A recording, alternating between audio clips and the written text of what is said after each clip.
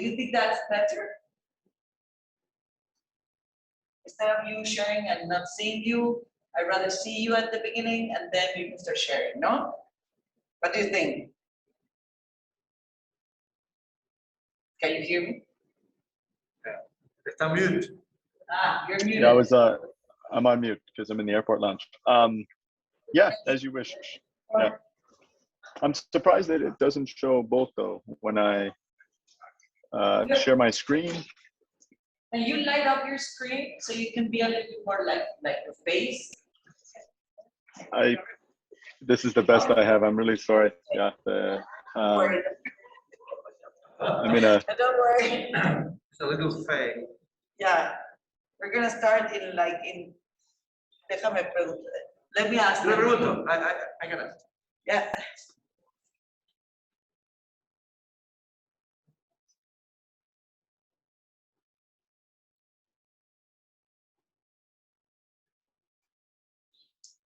¿Seis en espera? ¿Las admitimos ya? Ya, tú me avisas cuando empezamos. Are, ya tenemos el de Sokol.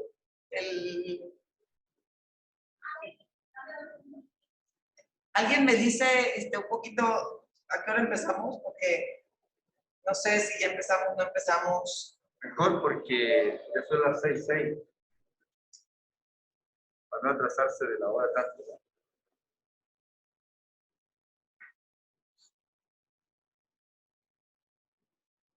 ¿Ya empezamos?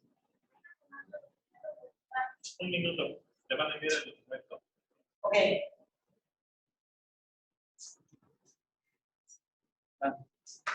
Let me take this silence. Mute me. ¿Me avisas? Sí.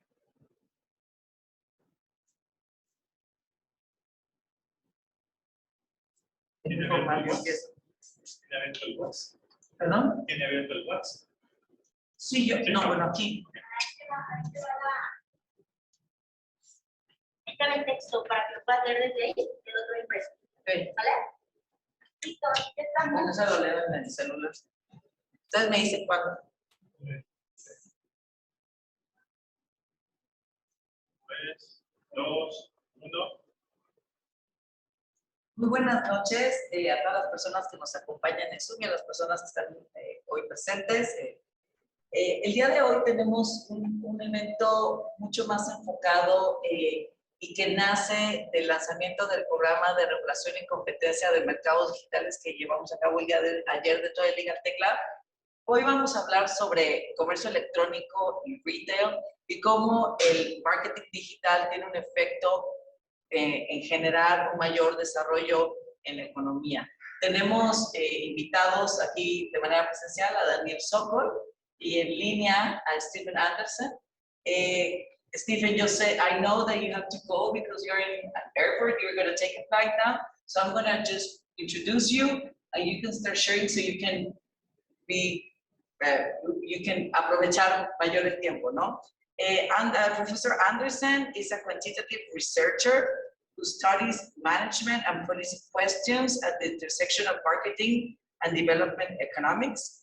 His first research program focuses on spurring more inclusive, equitable growth in disadvantaged communities through marketing and entrepreneurship, which more than 20 randoms controlled trials launched throughout sub-Saharan Africa and Latin America. Steve has been a pioneer in bringing development economics research to the field of marketing over the past decade. These studies have been published in top journals across both disciplines, including marketing science, the Journal of Marketing Research, Management Science, and the Journal of Marketing, as well as the Journal of Political Economy and Journal of Development Economics. Stephen, if you want, I don't want to keep you more time than the one you have. So why don't you start talking about your presentation? Thank you for being here. You're muted. Yeah. Got it. Thank you. I appreciate that. So I'll present, and I think you said maybe about 20 minutes, and then open up if people have questions, etc. Is that correct? You can do that. Okay. So welcome everyone. Thanks for having me and letting me share some of this work. I thought rather than just talking generally about this area around the impact of marketing in retail, particularly in emerging economies, I would take one project in particular that I think might intersect a little bit in terms of digital platforms and be a little more connected with what Daniel is going to present, possibly. So this project I'm going to look at is titled, "Is Smart Technology Really Making Us Dumber? Marketing Analytics Improves the Mental and Managerial Performance of Entrepreneurs." So this is a project I presented last week in Portugal with the World Bank's digital SME workshop, as well as earlier today at Chicago booth. So I might run through quickly. If people have questions, ask them as you wish, or we can wait till the end. Hopefully, can you see if I've changed the slide okay now? Everything all right? Perfect. So the general motivation for this work is that entrepreneurship and small firm growth is very important, particularly in emerging economies, including Mexico. We see that there's hundreds and hundreds of millions of micro and small size firms that are the engines of economic growth, job creation, new job creation, and are also the target of multinationals' future growth across emerging markets. So they're quite prevalent, whether we're talking mint countries or other countries across Africa, but these small firms and entrepreneurial ventures face challenges to growth. In summary, without getting too detailed here, most of these small emerging market firms are small. They're stunted growth, which means they don't, they stay small over time, and they lack prosperity or increases in profits. And so policymakers, as well as academic researchers over the last, say, decade have become interested more and more, not about improving financial capital, which we all agree is important, but actually improving managerial capital. And you can think of this as just business skills.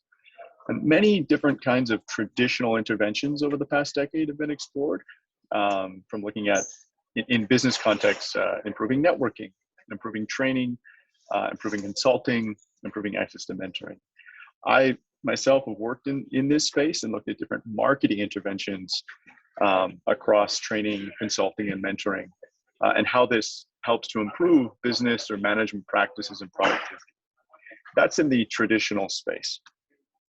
If we think about now and where the world's going, and in particular ed fintech types of solutions and platforms, there's actually a lack of evidence that these types of technology-focused interventions actually can improve entrepreneurial outcomes or firm outcomes.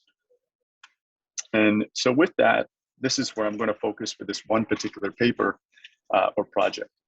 And it's not obvious a priori, if I were to introduce an ed fintech solution, something like marketing analytics, that this would have a net positive effect. On the one hand, there's more theoretical research suggesting that technology can augment human capital and lead to positive effects.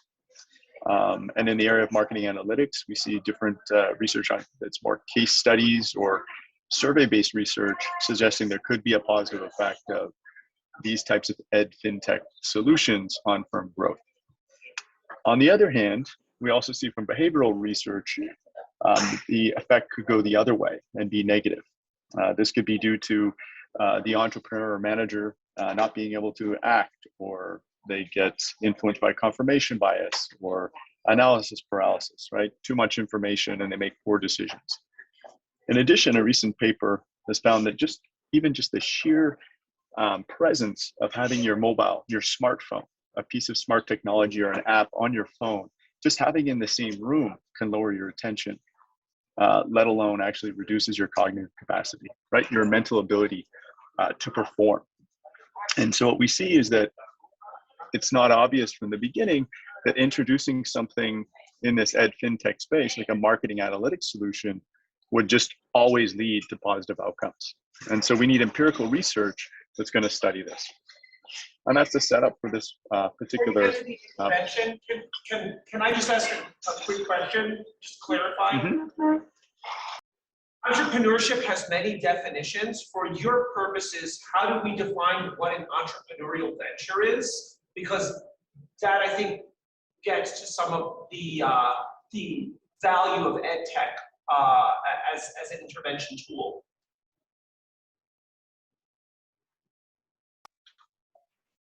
Yeah, that's an excellent point. So there's two different ways of looking at it. In development economics, a lot of the work in the entrepreneurial small firm space has historically looked at entrepreneurship from the lens of someone who's an owner operator of their own business. And I would say the early work in this space looked at it that way. You know, someone who is just independently operating a business. Across my studies and with some of the other, you know, scholars from the World Bank, et cetera, I think we've shifted, Daniel, and we're thinking about businesses that are run by entrepreneurs, minimum of, you know, 5 employees at least, up to some of the projects we have 30 to 40 employees. But the heart of it has to be an entrepreneur who's not subsistence or survival focused. It has to be a growth-oriented entrepreneur.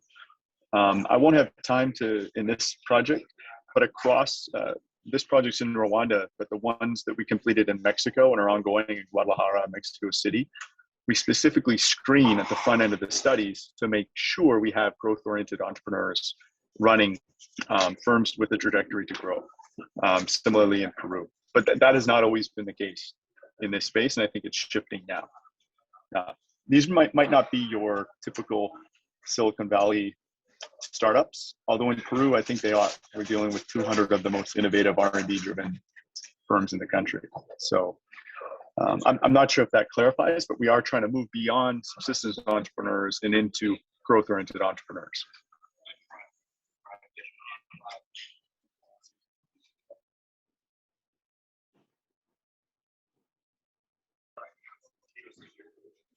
Is that okay, or should I proceed with? Is that okay?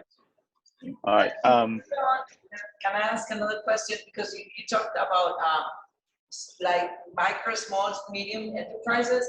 Were Guadalajara and Mexico City enterprises taking in account for this study, or not?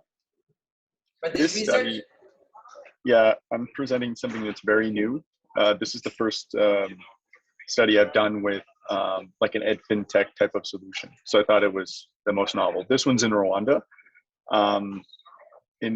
So it's not in Mexico City. The project in Guadalajara is a digital solution, digital banking payment solution. So it's much more fintech. But those results we're literally getting them in right now after 2-3 years of being in the field. So I can't share that yet. Yeah. Okay, thanks. Is that okay? All right, let me just move on then and try to describe the intervention. And by intervention, in this research type of context, you can just think of this as, what is the solution we're going to go in and intervene and introduce to these businesses or entrepreneurs? Yeah? And so the technology we're going to introduce here, is my screen live? Because I can't see. Okay, great. And so the technology we're going to introduce is a marketing analytics solution. And by marketing analytics, you can think of this as just measuring and managing and also analyzing marketing activities and performance, right? And it could be from very simple solutions to things that are very complex that introduce AI and are automated. This is sort of more on the marketing analytics 1.0 type of solutions. You can imagine just gathering, entering, and presenting data numerically and graphically. And so that's where this solution fits. Lots of different constraints, none of this empirically documented, more qualitatively, that hold people back from adopting fintech and ed fintech in particular solutions. They could be informational. I don't know where to obtain the software solution or what is high quality. They could be financial, like it's a budget constraint. Could be managerial. Even once I have a solution, I don't know how to use it or benefit from it. Or it could be behavioral. I need reminders or nudges in order to continue to use it. The solution we've come up with here to test bundles all of these things together. So I can't tease apart which of these adoption constraints are at play, because we're going to try to solve all of them, as this is the first sort of ed fintech randomized controlled trial. So we just want to learn the first time about efficacy. Will it work? Okay, I'm going to move a little quicker so you can get to some results. But in our idea of marketing analytics, what we do is focus on just 3 areas of marketing: sales, products, and customers. And what it does is this marketing analytics solution allows the entrepreneurs to input data within these 3 domains and then produces basic analytics and reporting back to them on a weekly, monthly basis. To make it a little more clear, here's some screenshots of the actual app that I developed myself and then had some teams in India help me produce for a smartphone. So you have your typical sort of login and dashboard, but then within that, they'll have sections that they complete related to products, related to customers, related to sales, and related to other types of marketing selling activities. And so if I just go back, every single day, these entrepreneurs would enter information on the sales that they had that day. In terms of products, we would focus on their 3 highest selling or highest demand products. And they would enter data on prices, costs, and try to understand margins. With regard to customers, we'd focus on 3 different segments and then record, the number of customers coming in, how much they were spending, like basket size, etc. So those are the kinds of things that the entrepreneurs entered into this marketing analytics app. And then as an output, what they would get back, right, would be both information, metrics, trends over time, and some basic analytics and graphs on sales, products, and customers, right? So it might look something like this. So analytics over time, and every month they're updating and getting more information and actually building these analytics in terms of understanding the products, understanding the profit margins for the products, the volume, which products are selling more. And I think you get the idea. I don't want to, we're kind of off a little. So they would get weekly updates on some of this. And at the end of the month, they would get an analytics report, which they could access on their smartphone. But also we would deliver a hard copy report summarizing, it might be 15, 20 pages of graphs and basic data and metrics on how they were doing with sales, products, and customers. And here's some of the examples of what those basic sort of analytics would look like. All right. In addition, we had analysts visiting the business, particularly for the first few months, to make sure you can think of like an Accenture going in, they deliver the software solution, but in addition, they'll have a tech expert come in and make sure things are running, tech support. We had something like that as well. And this is sort of how the intervention would go. I'm gonna move quickly here, but they would do data entry, and every single month they would be updating, and they would slowly build reporting or analytics trends over time. In order to study whether this works, we set up a randomized control field experiment.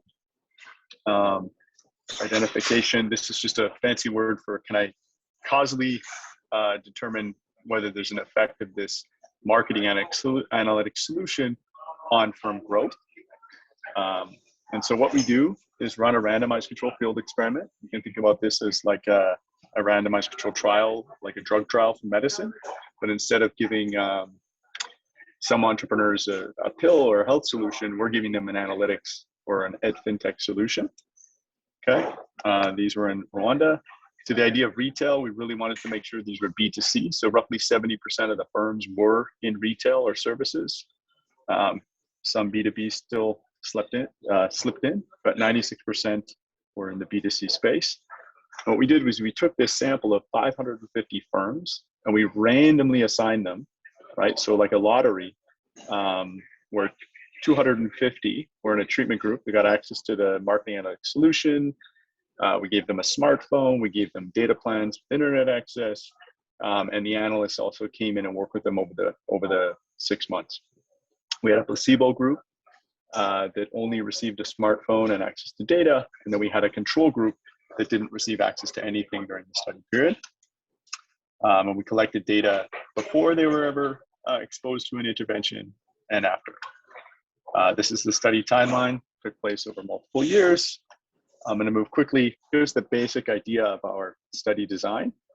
right? So some got access to the solution, placebo group only got access to a smartphone and data plan, and the control group got access to nothing. And then we want to study over time the sales and profits grow.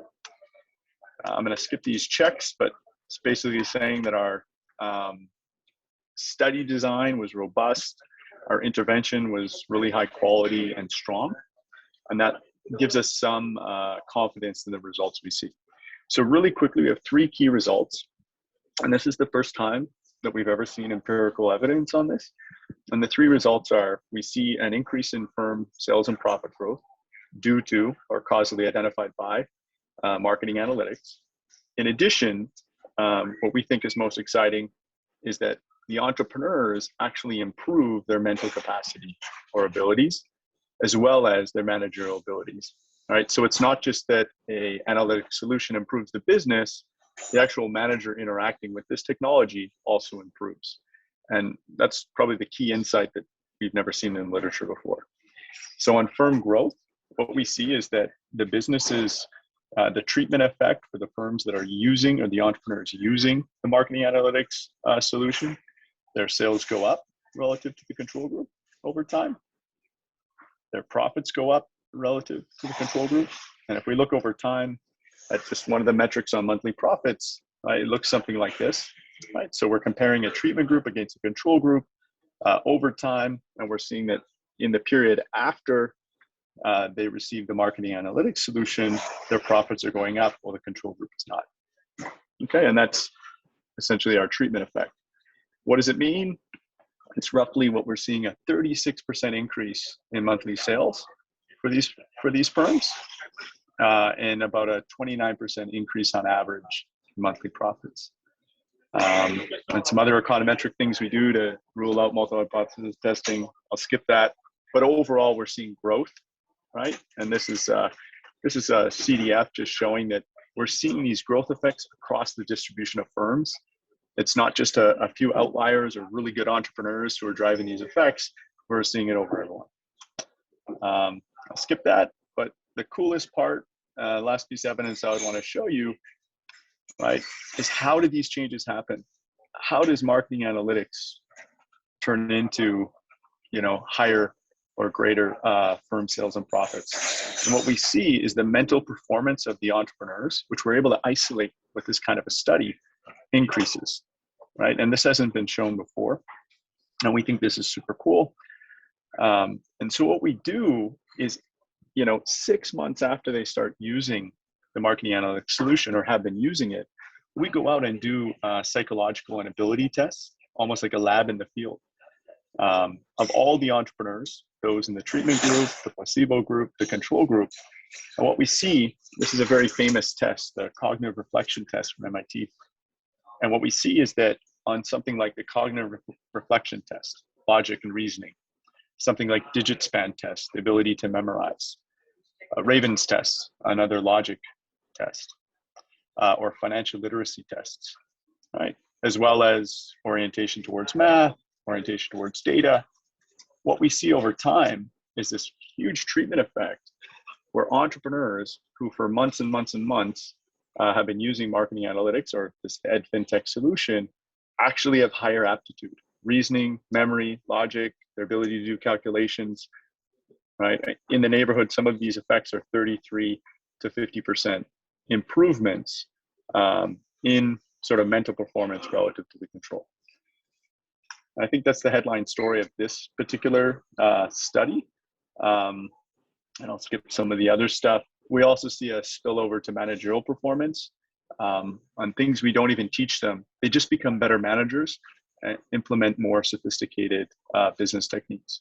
I'm going to hold off on those results. I'll just go to the end here.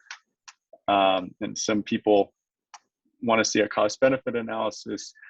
What we find here is that the cost of delivering this marketing analytics or Ed FinTech solution is only $25 a month per firm.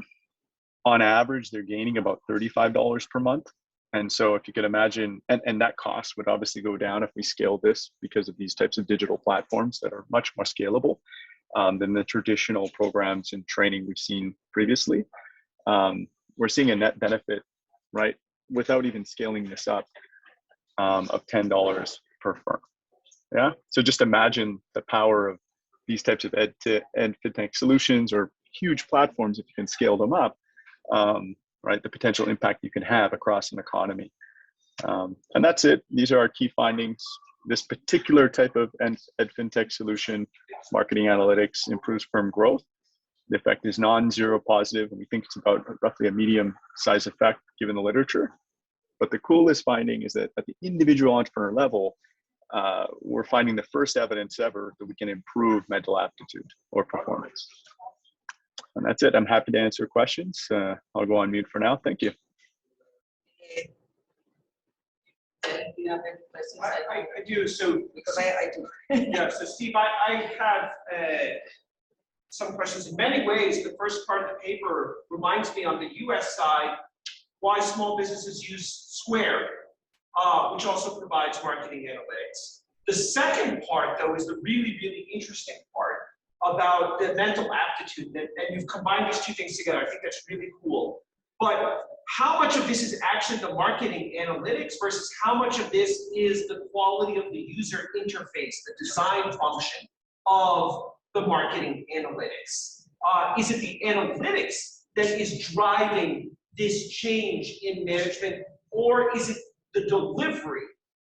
And the answer is it may or may not be both, and I wonder if your control group also had a different user interface so that you could test for that effect. And also I can add a question, like another question to those two questions. It's like, this marketing analytics, are they able to assess the impact of consumer feedback on the performance of and understand of the mechanism of the impact? Like, there are questions there. Is that too much? No, okay. So I think the first one, to Daniel's point, absolutely correct. Like, I think what Square has done, that is spot on what we're doing in Guadalajara, right? Because, but you guys would probably know or hear about Kiwi.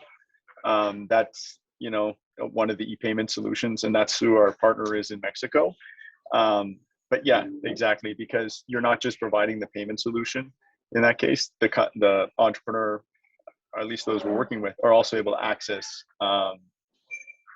sales data, sales records, etc. Now, it might not be converted into metrics or analytics and as simple as we've done, but yeah, I would say that's a good analogy, thinking about Square. Now, to the idea that, is it the interface versus the analytics? I hate to, I don't have evidence on that, so I wouldn't want to make a claim, because we don't vary that. And I think the objective here is just first order, show that these types of solutions, that there's, it's sort of like the first person, you know, first horse out of the gate here, you just want to show efficacy. Does this work?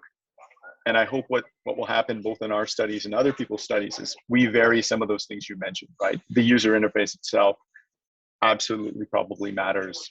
Other interactions in terms of the kind of business owner I am, or my tech savviness, those factors also have to play a role.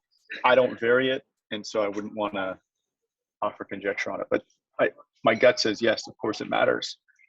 We just need to run more research studies on it. There's just not, and I think you'll touch on this, these platforms just, there's just not enough research on them yet to date, right? Particularly in emerging markets. So I think to your point, I don't study customer feedback here. We're writing up a different paper where we look at a different type of software that is a CRM, a basic customer relation management software, yeah, for these kind of entrepreneurs. And we isolate this type of customer feedback. And it turns out you don't need a lot of customer feedback to see returns, right? So we vary the amount of customer feedback given within the solution. And we find decreasing marginal returns. So after about getting feedback from 15 or 20% of your customers, right? You've heard the same types of recommendations or criticisms, and you correct. right? So feedback's only good for the, really for the first 5 or 6 different types of complaints or areas for improvement. And then after that, you sort of see a decreasing return. That's a different study than this. But yeah, every one of these is excellent questions. And that's what makes it super exciting to be in this sort of digital platform space or ed fintech space, because there just isn't much, if any, rigorous research yet.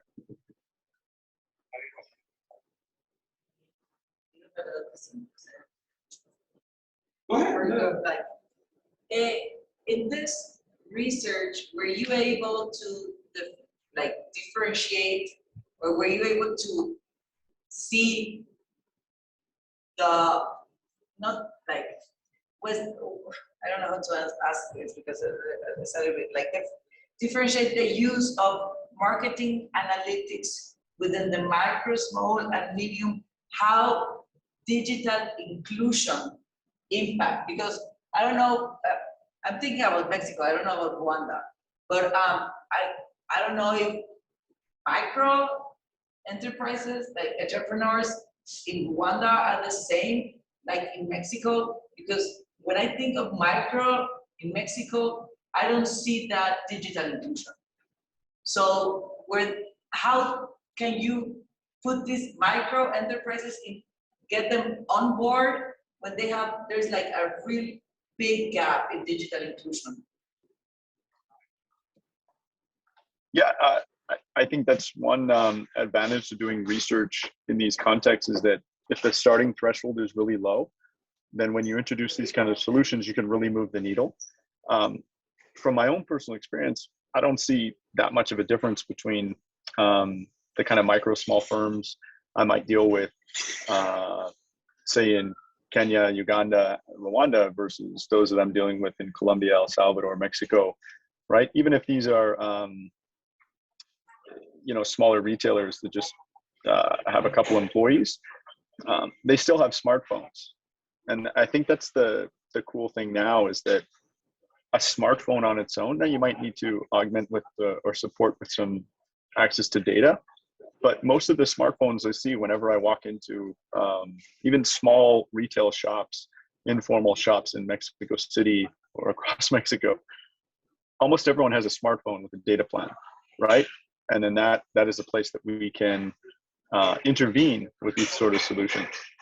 That doesn't mean when you talk about digital inclusiveness, that doesn't mean they have all of the solutions yet, right? But do they have the infrastructure? Yeah, it's a smartphone.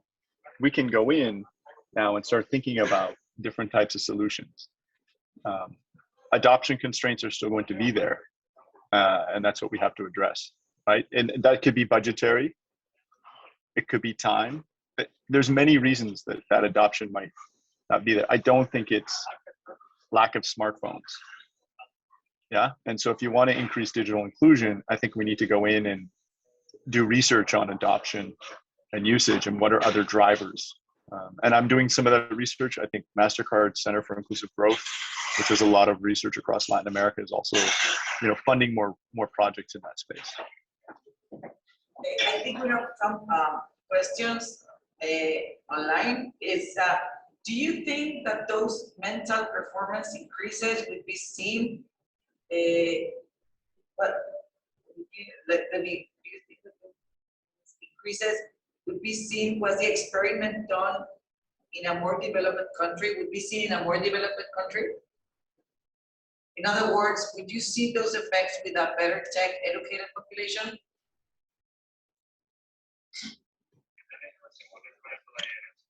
So I think this gets to how generalizable we think the findings are. I think the effects will still be significant. Well, the size of those effects, of course, those are going to vary across contexts. But I think if I were to go to the US and think about smaller shopkeep retail owners, etc.,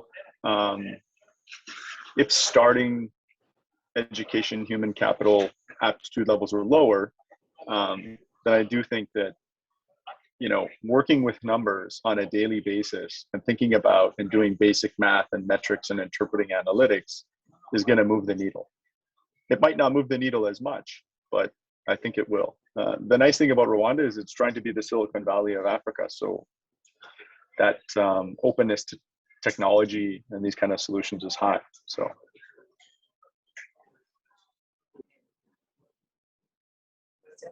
We have another person. You start talking. No. I'm going to present you, Daniel. Okay. And I would like you to, if you can contrast what he's already talked about with what any comments. Yeah. From another, like from your perspective. Sure. Before I'm going to open your bio. Okay. Daniel Soco, profesor de Derecho en la Universidad de South California y profesor afiliado de USC Marshall. Enfoca su enseñanza e investigación en asuntos de negocios complejos, desde pequeñas empresas hasta grandes multinacionales y los problemas que las empresas enfrentan. Antitrust, seguridad de datos, gobernanza corporativa, cumplimiento normativo, innovación, estrategias de precios, funciones de decisiones, complicidad, inteligencia artificial, transformación digital y estrategia digital. Y bueno, Danny, can you just like do a comparison of what Stephen just said with retailing? So I want to start with an insight that he said that was not fundamental to his paper, but the broad context. And it was that he said, and this is really important, much of the e-commerce work that we have empirically has not focused on developing world markets. So most of the papers have focused on where data is easily available. That has been primarily the United States. Growing number of papers in Asia, primarily China, a lot of times using data from Chinese companies, Alibaba, and this is not merely on the marketing side, but we also see this really on the operations side as well in terms of the literature. Particularly in Latin America, there just hasn't been enough of this kind of work. So there's something else that he mentioned that I think I want to put in broader perspective. So the question is, how generalizable are findings, let's say involving Alibaba and efficiencies that we find in e-commerce, or a number of papers, for example, that looked at eBay in the United States, right? How generalizable are these to the Latin American experience? So the answer is both yes and no. So if one looks at a traditional IO economics textbook, there are all kinds of assumptions about how markets work, some of which are really not helpful in the Latin American context. So what are the fundamental levels that I think shaped the e-commerce environment? Number one, informal economy. Yeah. You know, and this is something that he mentioned in his talk. Number two, and I think this is really very important, the barriers to entry in Latin America look very different than what you might find in the United States. So in the United States, you have a robust securities market. In much of Latin America, you have small stock exchanges with a handful of companies, some of which were privatized firms of but traditional utilities that were state-owned. You also have a series of family firms, so this looks very different than the US experience, with a very thin capitalization by traditional banks. You also have a massive number of people who are not part of the traditional financial infrastructure, what we would call the unbanked. So many of the assumptions about entry look different in Latin America. So many of the assumptions about how do you get financing, how can you grow the business look different. That's on one level, sort of big picture macro issues, but there are other issues that matter. Number one, tax and tax evasion. So when you have in the United States taxation to try to push behavior in a certain direction to encourage entrepreneurship, well, it works, right? Taxes shape incentives. In Latin America, even if you try to incentivize via taxes, it assumes A, people paid taxes already, even in the formal economy. B, that this is going to shift behavior because sometimes the right kind of behavior actually puts you under more, not less scrutiny by tax authorities. That's very different than the United States. There's something else that matters. I say this with my primary tenure home in the law school. Rule of law matters, particularly contracting matters. Private contracting that can be enforced by courts, right? Corruption, whatever we see, let's say in the United States, you have a different level of corruption across much of Latin America. All of this impacts e-commerce. So having told you all the negative things about what might be different in Latin America, are there solutions in e-commerce? And is there a role to play for a broader competitive environment? And the answer is yes to all of these things. Number one, blockchain is creating all kinds of opportunities for e-commerce across an entire supply chain.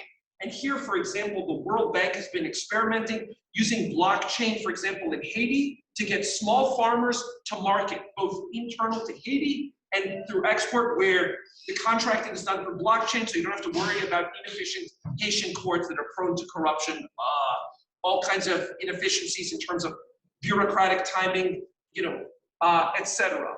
You are seeing changes about how e-commerce is being adopted in terms of the legal mechanisms in law. This all plays a role. But beyond that, there's the technology itself that's empowering companies. So let me start with that, sort of with the kind of work that needs to be done specific to Latin America and Mexico. So what we have right now are stories. And look, stories are good, but a collection of stories, we call that data. And we need more data. So I think particularly about the increased use of B2C e-commerce exports, particularly for MSMEs, both within Mexico. So basically, these small entrepreneurs that Steve is talking about become enabled to sell across Mexico, which means you have to have the digital infrastructure sort of matched up with traditional fulfillment centers and supply chain. We've seen already some of the significant innovations, primarily by US tech companies, but not exclusively. One of those tech companies I call Walmart, which has been in Mexico for many years, which for other reasons is well known in Mexico when we talk about corruption. I'll actually say something that's going to sound bizarre to many of you. I'd actually say Walmart did more to break up local cartels than the competition authority did in Mexico. Why? Because it turns out through the bribery, they got in. And getting in was the hardest part. And then once they did, they disrupted a lot of things. Now, this is horrifically bad for me to say that there was a positive effect to bribery. This is, in fact, the opposite of what you hear from developmental economics. Sorry, Steve. But actually, I think this is one of those strange cases where actually it had an effect, because once they were in the market, they disrupted a lot of very traditional companies that were. I'm going to stop you there. Like, actually, COFECE has a research on how, when they enter, because I participated in the research, how they disrupted, for example, I'm going to just talk about tortillerias. Because tortillas are made. Yeah. Because usually it's a more like artisanal thing. Yes. You know? So they were gone. And also bakeries, like La Panadería Tradicional Mexicana, it was gone because they got this huge bakery and this tortilleria inside the supermarket. And like all these small little like micro enterprises, they were gone. Stationaries, like La Papelería, no, they were gone. So there was like a regulation, like that's more a long-term regulation where they established that you cannot open this type of supermarkets within I don't know how many kilometers. Right, but this also was at a time, I suspect, where we hadn't really had the major e-commerce. Now the idea of online and offline is much more blurred. Yeah. So these kinds of locational barriers, I don't think play the same role now as they did before. But look, in the United States also, there was a massive wave, particularly 80s, 90s, early 2000s, of a move to sort of more national chains, or what we would call big box retailers. So we saw also this kind of transformation that was traditional, and there are winners and losers, but there are also opportunities that you see, particularly for e-commerce platforms, you know, for the MSMEs that you didn't really have in this earlier era. So I think one thing that has helped this, and this is really what I think we need to have studies, and this is where TED can do a lot of really important work. The pandemic changed all kinds of patterns. And that creates opportunities. And as we think also about export growth to the United States, and thank God there's a revised trade agreement. The agreement didn't collapse under Trump, so that's great. We could think about new possibilities for export even into the United States, into, I'd say, two groups. One that I'd say is, shall we say, Mexico adjacent, that is people of Mexican origin and others who live in areas with large number of Mexican immigrants to the United States, and then sort of everywhere else in the United States where they're just like, cool, Mexico, you know, where they actually learned that it's only in one town that people celebrate Cinco de Mayo, because in the United States, it's like the biggest thing you've ever seen. By the way, it's the same thing, St. Patrick's Day, you see a much bigger celebration in Boston or Chicago than you ever would in Ireland. But what I will note is that e-commerce essentially has already demonstrated immense potential to enable exporters to reach foreign customers. This is the value proposition of the platform, to basically move within an existing supply chain and operational chain where there are existing efficiencies through the network effects. And as more businesses go through the digitization and can take advantage of, for example, these marketing analytics that Steve was talking about, this is an opportunity for MSME export-oriented growth. This needs to be quantified. This is a winning message across Mexico. So if one problem of digitization, and I say there's been many benefits, but one problem is that there's been a disproportionate effect for certain groups within the country and certain parts of the country. E-commerce, large e-commerce platforms are creating opportunities for everybody else who have not yet had the kind of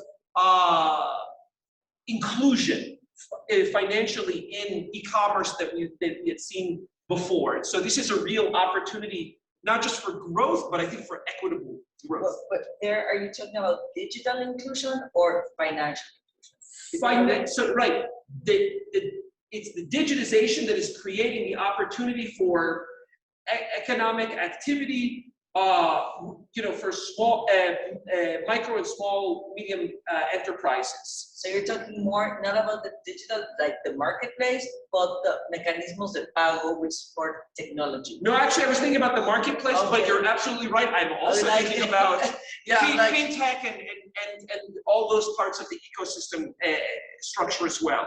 So, you know,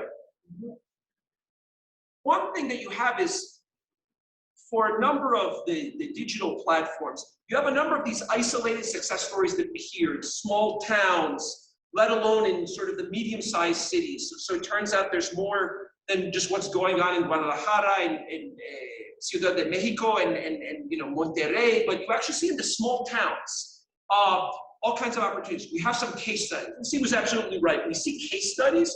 We don't actually see, and this is where A, it would be great if companies themselves could do it. B, one way to do it is also to data scrape to see what, you know, can we figure out who the sellers are, what's the nature, and how much differentiation we have. But some of this is being able to reach international markets and being able to really look at that growth. I think would be really, really important. And so we think also about some of the psychological issues Steve was talking about. So I want to focus more on the e-commerce part of this. So how do you actually encourage small businesses to sell online, right? Basically take a traditional trust network of an offline marketplace, local, move them to online, and basically explain to them some buyer, literally in the city of Chicago, is going to somehow be able to get them the money because that's what they really need, right?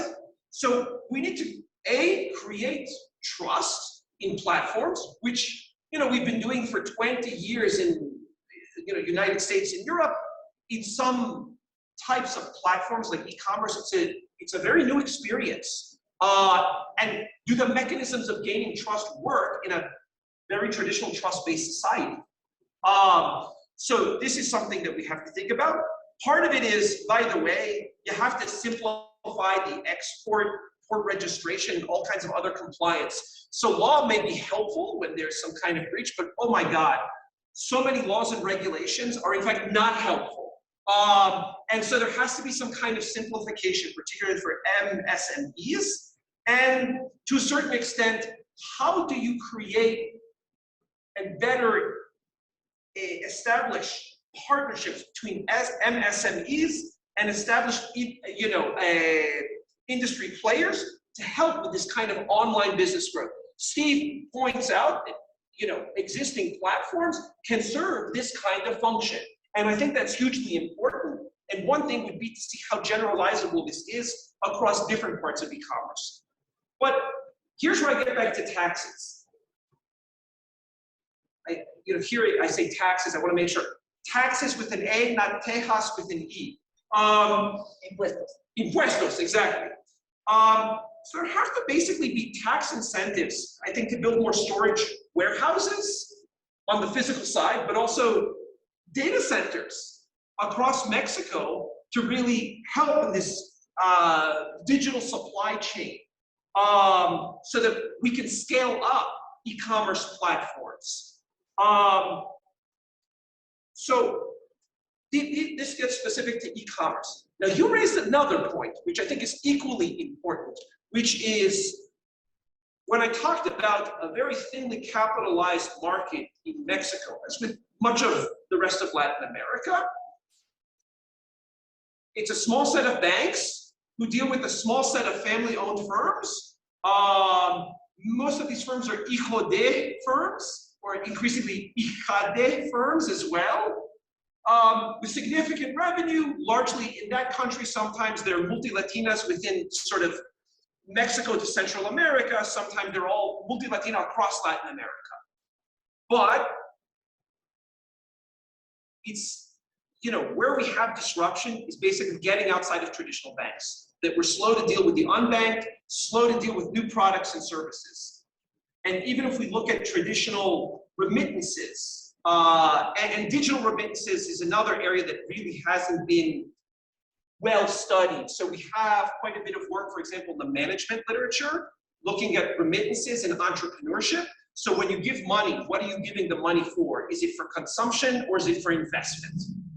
We don't have enough studies that focus on the digital side, and particularly the disruptive force of fintech. Why do I mention this? The traditional providers, Western Union, MoneyGram, had basically locked up through exclusive contracts, some of which potentially were anti-competitive, all kinds of unique arrangements when you actually need to physically show up to stores.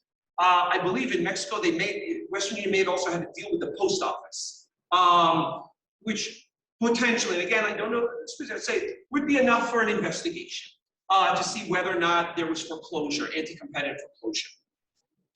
These kinds of issues matter less in a world where all of a sudden you've disrupted every single point of access, where your cell phone is creating opportunities directly to get paid, that basically you're able to port your customer data to all kinds of new providers, and where fintech providers are able to become interoperable with the traditional banking sector to be able to provide these kinds of opportunities.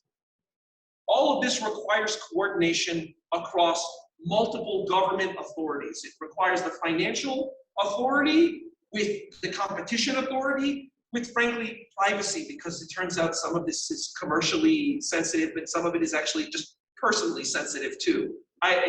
We don't want all kinds of personal identifiers there for people. This requires a change in thinking, a type of smart regulation that we're only beginning to see across other jurisdictions. So the question is, we've now seen some of this in the UK. How much of this is generalizable outside of the UK experience, particularly to Latin America? One might say specific to Mexico. I raise all of these points broadly. Why? We don't have data. We don't have reports. Some of this government can do. Some of this is what universities should do. Some of this would be companies. It is in their own best interest to basically work with researchers and to be able to publish studies that basically show what works and how does it play out in a specific Latin American experience that might be generalizable. So sometimes what you see in Guatemala may actually have a lot more salience, say in the southern part of Mexico, relative to a study that looks at Tijuana, right? This is just work that needs to be done. So what I have essentially is a wish list of, here are the things that I think matter. I can only think that they matter, but we need to prove it. And government resources are only so much that you can do some advocacy work. You can help sort of make government more responsive, but basically it requires private partnership with government and frankly partnership also with academic institutions and think tanks to be able to get data, to analyze data, to ask the right questions. And actually, now that you're talking about that, I was going to ask both of you, and Stephen especially, where do you get the data to measure like sales? For example, if there's no public information about the prices, because we have the page of Profeco in Mexico that talks about the products, making a difference on the offline, online selling, and also we have Tiendeo that we can see the prices, but it doesn't get as disaggregated that you can really see, like we call it the canasta. You have la canasta básica, but you don't really see. And if you go to the public information at the el Banco de Mexico, you don't have that information because it's a bank payment mechanism, most of them. So where do you get it if it's not private?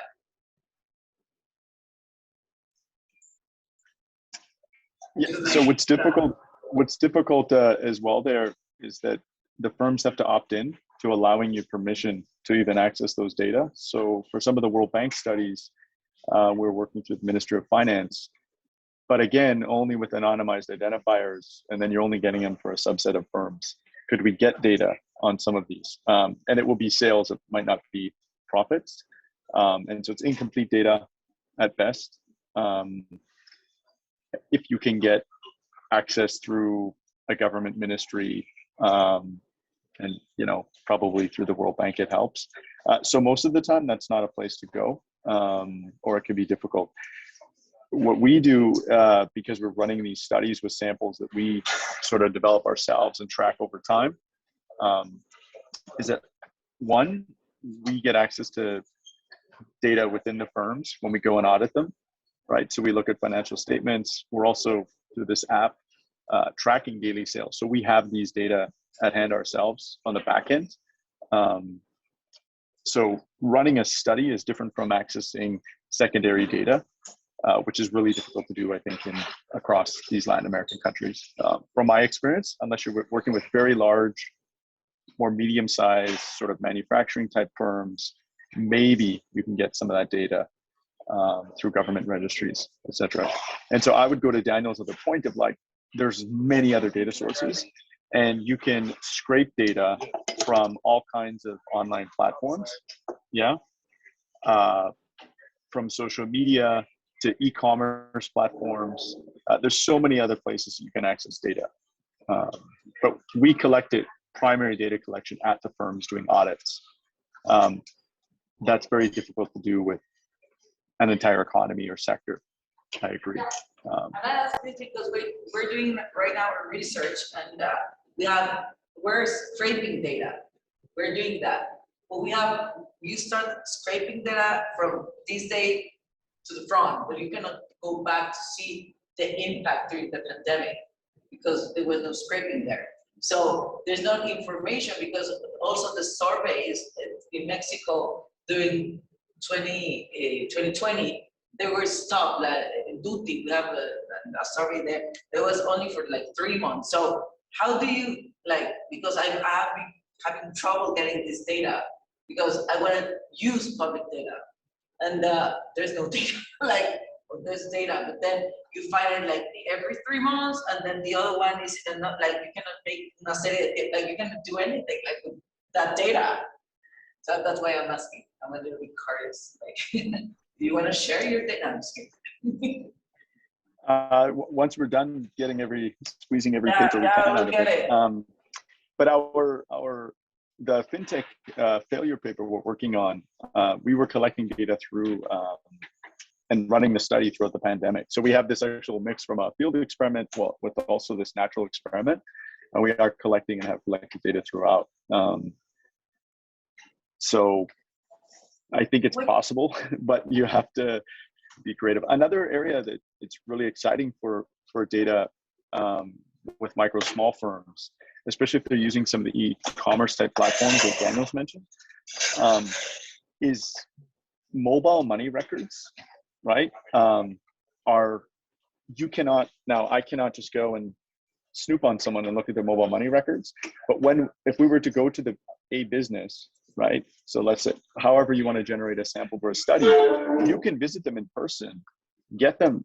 They usually have one, if not two mobile money accounts or, payment platforms across a couple If you go in and they give you permission on their phone, you just have to show them where to look. They can pull up their mobile money record from last month. And you can see the flow of transactions. You can see the total amount of money that went through. You can do that for their 2 top, and most only have 2 mobile money accounts. Do that for 1,000 firms, show up. And if they, give you access to the data, that's administrative data. That data does exist, and the customer themselves just doesn't know it exists. And that's another source we're using in some of the other countries, right? Primary data collection ourselves, and then with the owner's permission, we're going in and getting mobile money records. Now that doesn't include the informal cash transactions, but to the extent it gives you good proxies of sales and what they're selling and the flows, right? You can get that. But e-commerce itself, to Daniel's point, probably half of the projects last week, and this is a EU fund, like billions of dollars going in to digitizing businesses. Almost all of them that were in the digitization area were focusing on e-commerce, ways of helping small firms access e-commerce platforms, not just and some of these were also Northern Africa, Tunisia, Eastern Africa could be, Eastern Europe could be Bulgaria, etc. It's not just access to markets, and e-commerce platforms can play that role is huge, right? And there's such a focus there because it can, I'm not saying it's an equalizer, but it definitely provides smaller firms or those from smaller towns, as Dan was saying, access to markets across states or into bigger cities and internationally. Very little work being done there outside of your eBays or Amazons. Yeah. Yeah, look, I think what Steve raises, these are the great questions. And, one thing I think that is helpful is, say, when you convene something here at Tech and you get a bunch of government officials together who basically create a wish list of, I wish we knew the following. We want, in a world of regulatory uncertainty, it's very hard to invest. So how do you actually reduce that regulatory uncertainty? You get a sense of, well, what's really going on? And the best way to do that is to simply ask, say, we would like to understand this reality better. Here are certain themes we'd like to see, and to put on a yearly conference that with essentially a call for papers, sometimes Mexican institutions, sometimes Mexican institutions partnering with others from outside of Mexico. You might even say you have at least one Mexican co-author because you want to create that local capacity. And basically say, you have a year, here are the general themes of what we want to see, and basically create conference once a year. I have seen this in India done to some effect, where it's super helpful. They actually make it even more complicated. They say, only if you're an Indian national are you allowed to present the paper. But I don't think that's necessary, but you know, maybe I think just working on a team collaboratively is what's important. But the idea is really basically government sets out a research agenda, and academic community plus sometimes consulting firms that are, you know, the for-profit type. There are those that work in the more NGO settings. Sometimes they have, you know, people who could do the data work. Whatever it is, you sort of see who wants to do the work, and you make sure to publicize this also in the research institutions in the United States, Canada, elsewhere in Latin America, Europe, etc., and say, we're looking for work. And what's more important, you invite maybe an editor or two from significant journals to talk about where they'd like to see this work as well. And oh, what a surprise, you know, with enough work, one of those papers then gets in, and that starts a whole chain of additional research. It's sort of a virtuous circle. Government sets the agenda, academic community and other stakeholders are a part of it, and we simply have better knowledge. Government does a better job in figuring out what are the important policy interventions. And I think that also pushes against some of the populist type that we have, where some people are like, well, I hate tech because it's tech. Well, can you tell me why you hate it? Because it's tech.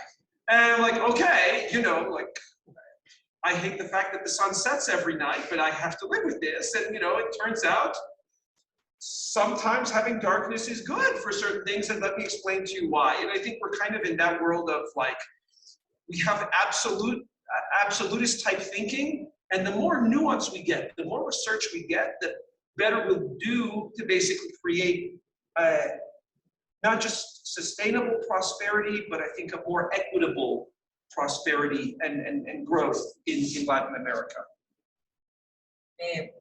Questions? I don't know if there. I know that you answered a question on the chat, right, Stephen? Yeah, you already answered it. Yeah, because I had it here. We have a question. Yeah, here. And I don't know. Here, you have a question. Sure. Yeah. Quítatela. Sure. This one's more antitrust oriented.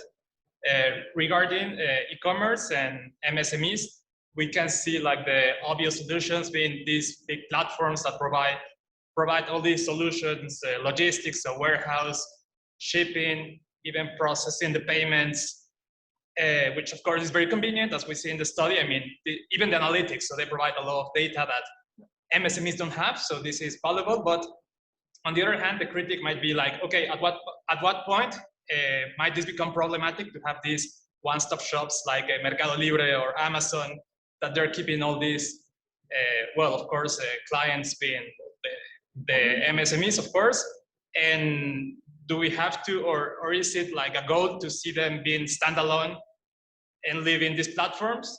At what point will this be problematic? If at any point, should the competition authorities be worried about this? So here we have on the ability to essentially be both platform and user of the platform, we have a series of papers. Probably more will follow. So first I'll focus outside the United States, and I'll focus in the United States. So outside the United States, my colleague Tianchu Sun has a paper that looks at this with regard to Alibaba data. Turns out it's pro-competitive overall for end consumers. There's other work that Romain Sui has done in production operations management. POMS. I think is it, Steve, do you know, is it strategy? POMS is the S for strategy? I think it's production and operation management. I don't know that the S is for I don't think it's for strategy. Yeah, operation. It might just be. Yeah, well, whatever the journal stands for, it's a very strong journal in operations.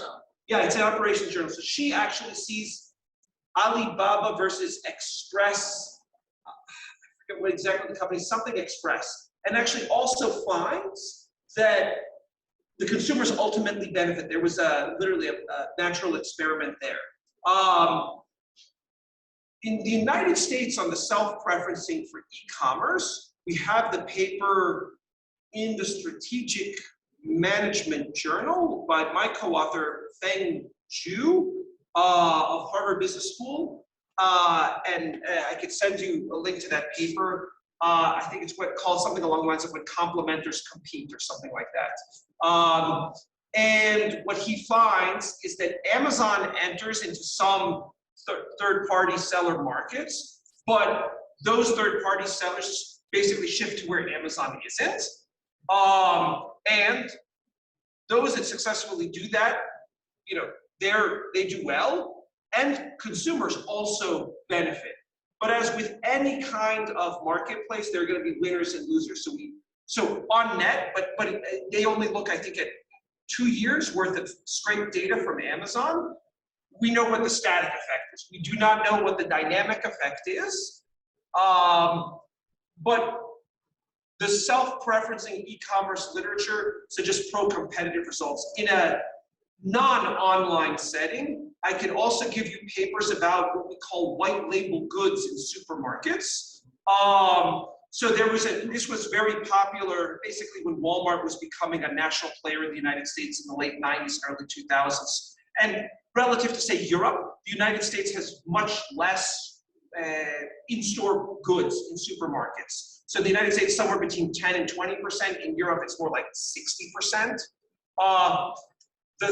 The empirical work from the early 2000s suggested when there were white labels introduced, essentially self-preferencing, that basically has no advertising. So it's basically just there on the shelf, literally right next to the branded product. Consumers benefited. And if that's the role of sort of, you know, when you have a regulatory intervention, you know, it meant that Procter & Gamble had been, you know, very successful, like enormously successful with Tide. Now they're just very successful to moderately successful. So it was a rent shift basically to consumers. You know, yes, the store brand did better, but most of the benefit accumulated to consumers. And if it meant that some companies that had higher margins had somewhat lower margins, I don't really cry for them.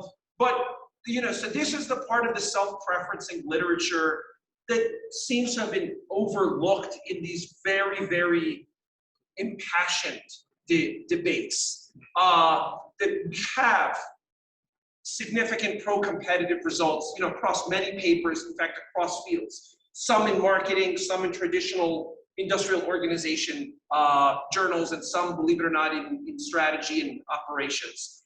And I think part of the malfunction in the policy side is that people know one set of journals, and Steve will tell you, look, the developmental economists don't talk to the marketing economists. And it's the same kind of thing. Even within a business school, people don't talk across departments. And except here, of course. But, you know. You know what, now you know me, that's like. Yeah, well, here people are talking where they all have lunch together. You know, it's not a department lunch, it's really like a group lunch, like who's around today? And, you know, as you see more interaction in what I would call intellectual collision, I think people will begin to all of a sudden discover what was already there. And I think it'll better inform all kinds of decision-making, A, for businesses themselves, and B, for government policy makers. Stephen needs to take the flight, so he will need to go. Thank you, Stephen. I guess we will have you in the fall. Guadalajara will be presenting something, no? Yeah, I'm happy to make the visit or coordinate when I'm making a trip and just give you a heads up and see what might work for y'all. Yep. Thanks for being here tonight and sharing your research with us. Yeah, no, I love this discussion. I'm sorry that just happens to be when I'm in this crazy part of travel, but look forward to connecting. If anyone has questions, you can send me an email offline. happy to share more. So thanks for having me. Thank you, Stephen. Bye, have a nice night. All right, cheers. Thank you. That's basically it. Yeah, no, you were saying I just interrupted. No, I was I think, disrupted. no, It's it's, disrupted. no, it's just that, you know, we need to do a better job talking to each other, which a lot of times we don't do. Let's check more. No, I don't know. Like, here, you have more questions. I think that it was very clear. Pues creo que es evidente que hay una cuestión que viene, hay todo un desafío para las autoridades de competencia y sobre todo en temas que todavía están desarrollándose y que generan una serie de cuestionamientos en torno no solamente al ecosistema, sino en los propios segmentos del ecosistema y en el cruce de materias como lo del data, ¿no? La privacidad, competencia, cómo se regulan estas tres, se regulan separadas. En México, evidentemente, se regulan separadas. En otros países se regulan de manera conjunta, en algunos casos.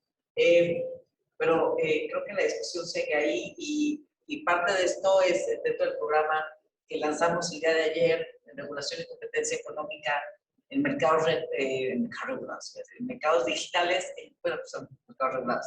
En mercados digitales, pues estamos haciendo como esta labor de poder generar este vínculo que tanto hablas, que tanto sea entre los diferentes actores desde una base neutral, que es la academia, ¿no?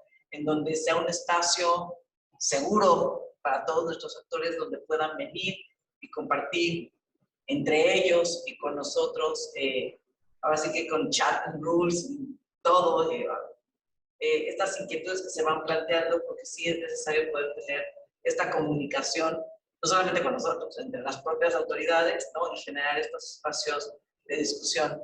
Pues muchísimas gracias a todos los que se conectaron y a todos los que se conectaron y los que están aquí presentes. Muchísimas gracias. Hasta luego.